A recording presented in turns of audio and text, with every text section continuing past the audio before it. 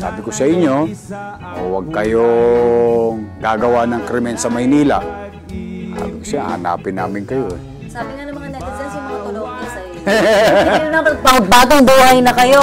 Kung hindi nyo kaya magbagong buhay, walang tatay sa sarili natin bakuran ha.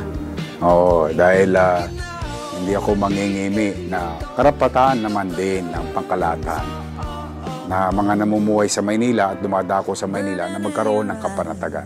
Saka huwag nyo mamaliitin yung mga pulis ko. Bagamat ang direktiba ko, kalawitin kayo ng buhay, kunin kayo at papapanagutin kayo sa mata ng batas. At hayaan natin ang hudikatura magdesisyon kung kayo may sala o wala. Pero mabigat din ang bilin ko na kapag Hindi matigas ang ulo nyo.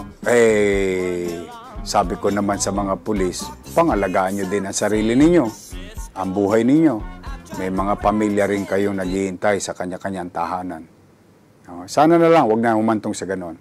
Para wala ito, magbagong buhay na kayo, mga tulongges. Tama.